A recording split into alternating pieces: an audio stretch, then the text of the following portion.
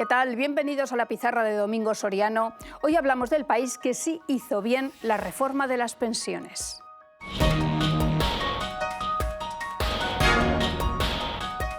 ¿Qué tal, Domingo? ¿Qué tal, Richard? ¿Y qué país es ese? Pues Suecia.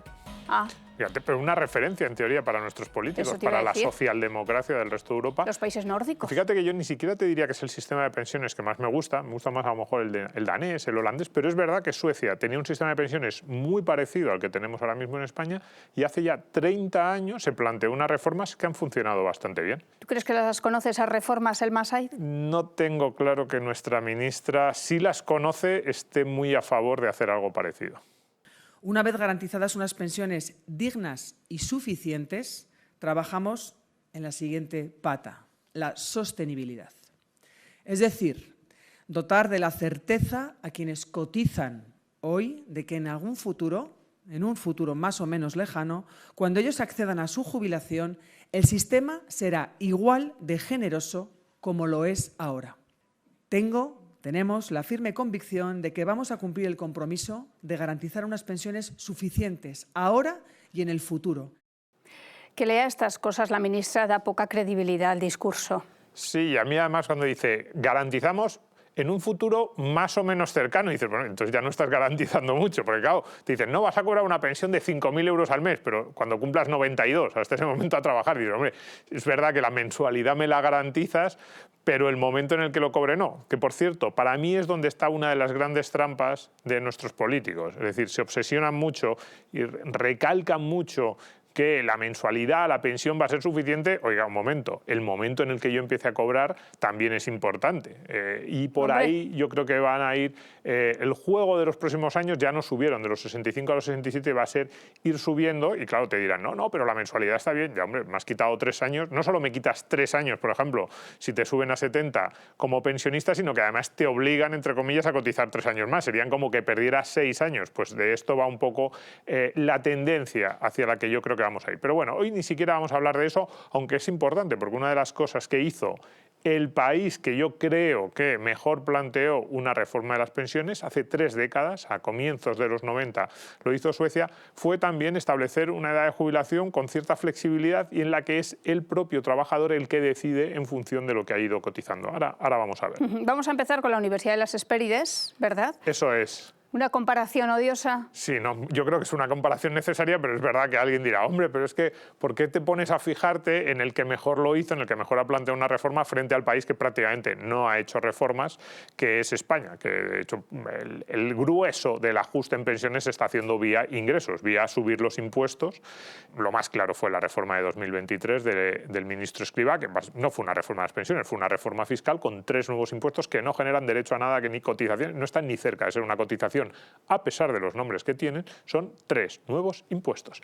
Pues bien, frente a eso, efectivamente, la Universidad de las Hespérides, nuestros amigos Santiago Calvo y Daniel Fernández han hecho un estudio fantástico en el que compara los casos de España con Alemania, Suecia, Chile. Hoy nos vamos a quedar con Suecia. A mí es el caso que más me gusta porque yo creo que es una reforma razonable, una reforma socialdemócrata. Alguien dirá, pero ese no es tu modelo, que no, ni siquiera es mi modelo. A mí no me gusta del todo el modelo sueco. Decía antes que me gustan más otros modelos con más peso en la capitalización, pero digo, bueno, si hay que alcanzar un consenso, que es de lo que se supone que va esto, esta debería ser una reforma en la que fijarnos, tampoco está sobre la mesa en nuestro país. 2 formas de vida. Aquí tenemos 2 formas de vida. Ingresos mayores de 65 años. Fíjate la diferencia, ¿no? Lo que vemos es de dónde sacan sus ingresos los mayores de 65 años en los 2 países. La barra azul más oscuro es España y la azul más claro es Suecia. Pues bien, esto es lo más importante, ¿no? En Suecia, solo la mitad de los ingresos de los mayores de 65 años viene vía la pensión pública convencional. Y en España está el 70%. Entonces, ¿qué ocurre? En primer lugar, hay muchísima menos tensión, casi, pero no solo tensión financiera, sino tensión vital. Es decir, solo la mitad de tus ingresos dependen de eso. Evidentemente te preocupa, evidentemente no quieres que baje, evidentemente los ajustes que pueda haber por ahí te generan preocupación. pero no es como en España, que es un drama, porque claro, aquí y que además... no eres rehén de un sistema político, ¿no? Exactamente. En España es el 71%, pero si desagregáramos, especialmente entre las personas de ingresos medios y medios bajos, estaríamos por encima del 90%, que sus ingresos dependen de la pensión pública. Entonces, claro, ¿qué ocurre?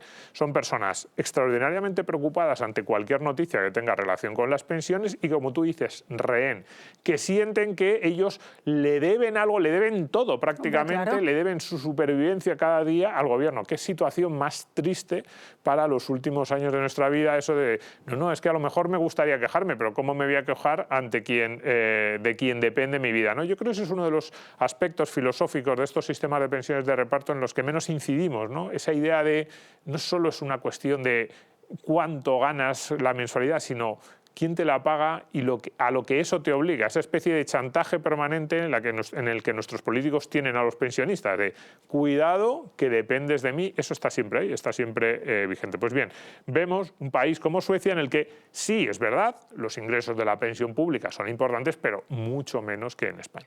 Planes privados, otro dato importantísimo. Exactamente, cuando decimos ¿dónde está la gran diferencia? Esos 20 puntos fundamentalmente están en los planes privados que son algunos individuales, más parecidos a los que conocemos en España, y otros planes de empleo. En España los planes de empleo era la mejor parte de la reforma del ministro Escrivá, pero no se ha puesto realmente en marcha, muy poquito se ha avanzado en esa dirección. Los planes individuales, pues un poquito más los conocemos, pero en realidad se han ido bajando las ventajas hacia esos planes individuales, en teoría para impulsar los de empleo, pero ya digo que esto no se ha conseguido.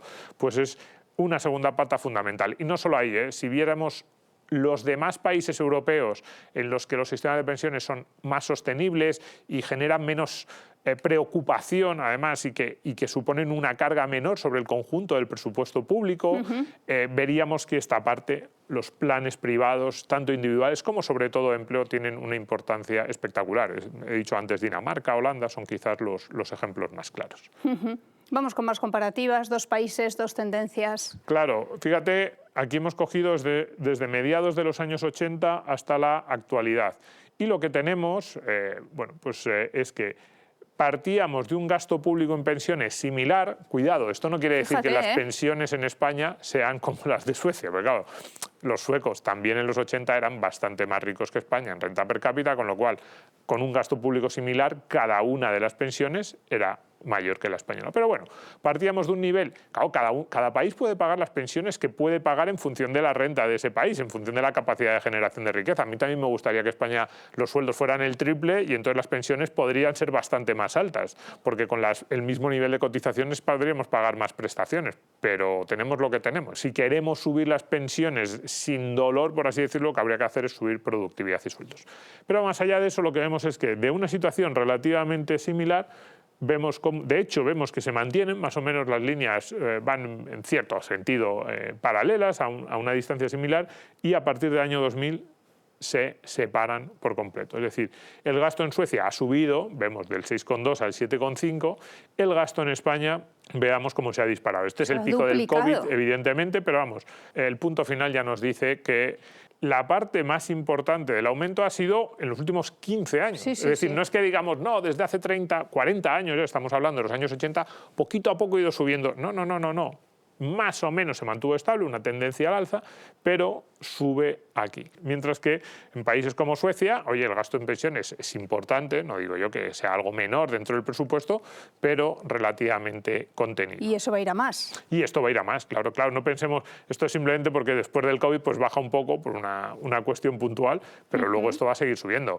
Las cifras que nos están dando todos los organismos, incluso el Ministerio de la Seguridad Social, hablan de 15, 16 puntos del PIB, depende de lo que cuentes, depende de las estimaciones que hagas de cómo va a subir el PIB, pero hay algunas que se van incluso a los 18, 20 puntos. Si incluimos todo tipo de pensiones, todo tipo de gastos que garantiza la Seguridad Social, nos estamos yendo ahí. Eso es muy, muy importante. Es un dinero pues, que habrá que sacar de algún sitio. Es decir, si ahora solo te gastas 12 puntos del PIB y dentro de unos años te vas a gastar 16, ¿de dónde van a salir esos 4 puntos del PIB? Que ahora mismo son más de 60.000 millones de euros. O sea, son cifras que te tienes que plantear, y no estamos hablando de aquí a 200 años. En realidad son 2040, 2045, 2050 cuando vamos a llegar ahí, y la tendencia, como tú decías, va a ser constantemente creciente. Bueno, pues vamos a ver cómo es el modelo sueco, ¿no? Vamos a ver el modelo sueco. bastante interesante. Lo primero, bueno, casi fíjate, voy a empezar por el punto 4, que es la que no es contributiva, que es la que no son pensiones, ¿no? Vale. Hay una especie de, ponemos aquí paga de garantía, pensión de garantía, prestación, sería algo más una prestación social, sería algo más parecido a una especie de ingreso mínimo vital o pensión no contributiva.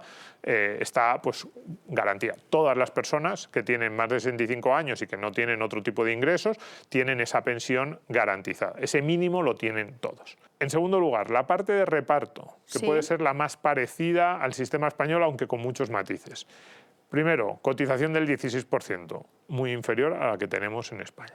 Y luego, en segundo lugar, cuentas nacionales. ¿Qué son las cuentas nacionales? Pues las cuentas nacionales lo que hacen es sumar, por así decirlo, cuánto has aportado tú a lo largo de tu vida laboral. Dicen, tú has empezado a trabajar con 20 años, ahora tienes 65. Durante estos 45 años, tales han sido el total de las cotizaciones. Te dicen, como tú de los 65 tienes esperanza de vida, pongamos 20 años más. Sí. Pues te dicen, lo mismo que tú has cotizado es lo que te vamos a ir pagando en estos próximos 20 años, te lo mensualizan. ¿Cuál es la clave de este sistema? En primer lugar, que es, desde el punto de vista financiero, mucho más sostenible. Hay una cierta...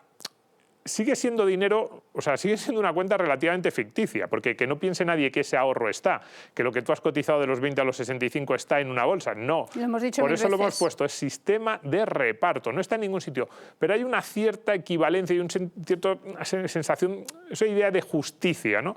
Porque además tampoco es como en España, cuando dicen vamos a ampliar los años de cálculo de la pensión, porque eso en España lo que hace es recortar la pensión cuanto más años incluyan, porque se divide el total de lo que has cotizado entre los años. Aquí no, aquí lo que se hace en realidad es sumar todo lo cotizado. Ahí ya sí que el hecho de que te tengan en cuenta en todo lo que has aportado durante tu vida laboral te favorece, y además el hecho de que también se tenga en cuenta a la hora del cálculo de la prestación tu esperanza de vida.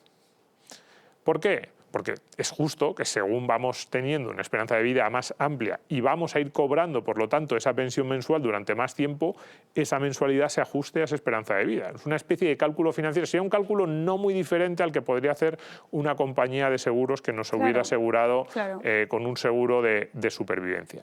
Y, muy importante, además esto te da a ti, como trabajador, el derecho y la capacidad para decidir cuándo te jubilas. Entonces tú dices, oye, me voy a jubilar con 65 años. Dicen, bueno, pues tu pensión es tanto, lo que sea, 2.000 euros. Tú dices, es que es poco, me voy a jubilar a los 70. Y dices, si te jubilas a los 70, entonces a lo mejor en vez de 2.000 al mes son 2.500, porque ya has cotizado 5 años más y además tienes 5 años menos de vida para cobrar, con lo cual tú decides con unas reglas muchísimo más claras que las que hay en España. Entonces, un modelo muy interesante. Planes de empleo. Segunda pata de la reforma, unos planes de empleo que suponen pues, casi el 5%, 4,5% del salario. Estos son planes, aquí sí hay ahorro individual, el trabajador, pero se hace a través de empresas, sindicatos, etc. Lo que pasa es que es tan generalizado, que es verdad, no todos los trabajadores, pero la gran mayoría de los trabajadores están cubiertos por estos planes de empleo. Y además de eso, tercera pata, de ahorro real individual, que cada uno decide a qué lo destina, de capitalización. Entonces, la suma de todo esto lo que nos da es, uno, cotizaciones sociales por debajo del nivel que hay en España, un sistema de protección que, protegiendo a todos, es más justo en los cálculos, en la forma de garantizar las pensiones, dos patas de ahorro que hacen que incluso si el Estado sueco estuviera en un momento dado en una situación de máxima tensión financiera, sus trabajadores, pues, sus pensionistas, estarían mucho más protegidos, y además, como hemos visto antes, ha hecho que el gasto público del sistema de reparto esté muchísimo más contenido, con unas pensiones que están muy bien. Es decir, el modelo sueco, por lo que gusta a los que lo estudian, es que es un modelo que garantiza unas pensiones bastante interesantes y al mismo tiempo no supone un coste creciente y disparado para las finanzas públicas, lo cual te hace o que puedas bajar los impuestos, en Suecia lo hacen de aquella manera, o que por lo menos, si no, el resto de lo que te queda lo puedas destinar a otras partidas de gasto. Entonces es un modelo bastante interesante. Y acabamos con las claves. Las claves. Acuerdo en 1995 y periodo de transición. Eso es, 30 años ya que se hizo en España. Cuidado, en mediados de los 90 también se plantearon reformas de este tipo y nunca llegaron a suceder. Yo no sé si estamos ya en situación de aplicar un acuerdo de este tipo, porque la tensión financiera que vamos a soportar en los próximos años, derivada de la jubilación del baby boom, a lo mejor no tenemos capacidad de hacer de forma operativa ese periodo de transición, pero si no lo hacemos es porque las pensiones van a disparar el gasto en términos del PIB y vamos a tener o que subir muchísimo los impuestos o que bajar el gasto en el resto de las partidas del presupuesto. Pacto de Toledo real. Sí, en realidad podríamos decir, no sé, Pacto de Gotemburgo, es que no sé dónde se reunirían los parlamentarios suecos, pero fue un Pacto de Toledo real. Es decir, ¿por qué decimos real? Pacto de Toledo nos dice, no, nos juntamos todos los partidos con el objetivo de tomar las decisiones difíciles, de sacar las pensiones de la cuestión electoral. En España es completamente falso. El Pacto de Toledo ha servido para fosilizar un sistema bastante ineficiente, o que al menos supone implica una serie de riesgos, sobre todo sobre el gasto público, muy importante. El Pacto de Toledo no se ha aprobado para luego presentarle a la sociedad medidas difíciles y decirle no tenemos otro remedio. Ha sido al contrario. En España las medidas difíciles se han metido en el cajón, se han puesto debajo de la alfombra, se ha barrido debajo de la alfombra para que no aparecieran. Eso no es el acuerdo de todas las fuerzas políticas que vimos en Suecia en los 90. Reparto más capitalización y con ajustes. Exactamente. Claro. La clave del modelo es que tiene las dos patas. Reparto, que se paga con los impuestos en la actualidad, como ahora, con impuestos y cotizaciones.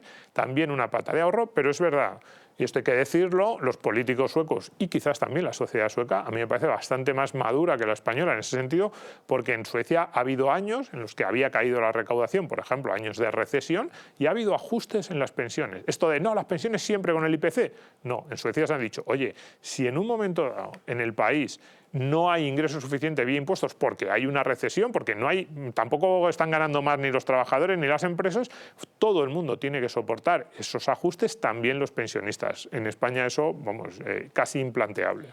Y estamos a tiempo, y ya nos has dicho que... Yo no. empiezo a dudarlo, o sea, pero por lo menos yo creo que una reforma, por lo menos inspirada, a lo mejor que no sea tan ambiciosa como la sueca, pero que avance en esa dirección, yo creo que sí que sería interesante. Y una cosa que sí que me gustaría repetir, que nos amplíen el periodo de tiempo. El periodo de tiempo para el cálculo de la prestación no tiene nada que ver con las cuentas nacionales, no. Eso es simplemente para recortar las pensiones. No, es que si cogemos como una cosita que suena a ese modelo, pero no lo aplicamos dentro del modelo, no tiene nada que ver. Eso es recortar las pensiones. Y subir la edad de jubilación, como se intuía en las palabras del Masai, por mucho que nos garanticen la mensualidad, tampoco es no recortar las pensiones. No recortar la mensualidad a cambio de subir la edad de jubilación es el mayor recorte que pueden hacernos, y estoy convencido de que van a ir por ahí. En fin, pues nada, que somos un poquito pesimistas con esto de las pensiones. Sí, además yo soy pesimista con este gobierno con el que venga. O sea, quiero decir que esto, alguien dirá, no, este gobierno, no, y el que venga va a hacer algo muy parecido. Gracias, Domingo. Gracias, Richard. Gracias a todos por estar ahí.